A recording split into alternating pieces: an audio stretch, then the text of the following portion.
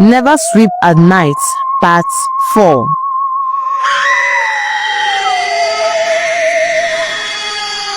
The head elder placed a hand on Amara's shoulder. "Don't speak to her," he said. "She's not herself.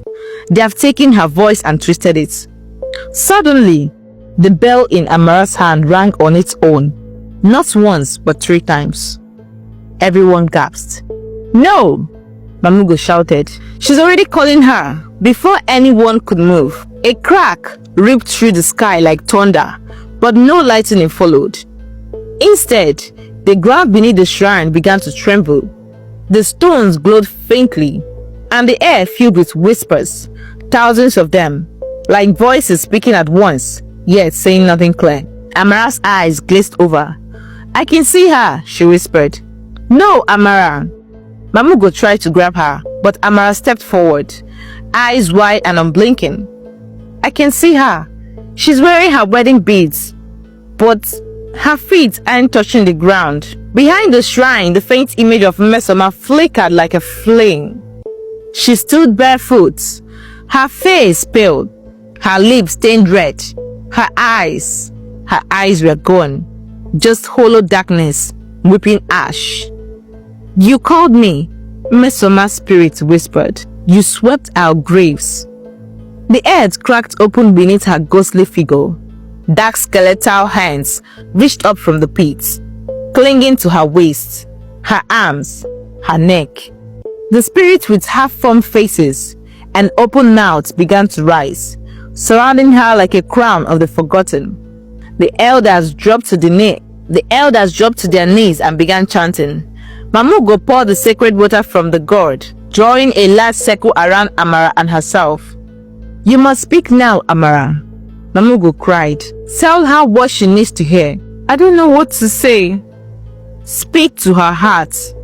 Amara stepped forward, tears pouring down her cheeks. "Mmesoma," she screamed. "You don't belong there. You didn't mean to wake them. You were only trying to help. Please, come back. Come back before the 3rd call of the cock." Mmesoma's ghost paused. The spirit holding her trembled. "Some haste." "Let me go," she whispered. "They want a replacement." At that moment, the head elder stood up. He pulled a white cloth from his satchel and wrapped it around his head. "I am ready," he said. Mamugo turned sharply. "No, elder, you are not the one. I have lived long." She has not. The spirits want balance. One must go. "No," Amara cried. "There has to be another way." But the elder had already stepped out of the circle. He knelt before the shrine, closed his eyes and whispered a prayer of farewell. The spirits turned to him, and in one breath he was gone. Gone. Just vanished. The spirits hissed and howled, sinking back into the earth. The pit closed. The air returned to normal. The owl landed again on the shrine. And then Mmesoma opened her eyes. Her real eyes, filled with tears, with fear and with life. She gasped for breath as though breaking the surface of deep water. She was free. She fell forward into Amara's hands. "I saw things," she whispered. "So many things." Mamugo and the others gathered around her. They didn't speak. There were no cheers, only silence, and the faint call of a rooster in the distance, the first crow. They still had time, but barely. "Let's get her home," Mamugo said, trembling. "Before the next crow, before the spirit changed their minds." But none of them noticed. As they left the shrine, the owl didn't fly away. It turned its head slowly toward them, and for the briefest second, its face looked almost human. They moved quickly. Mmesoma was weak.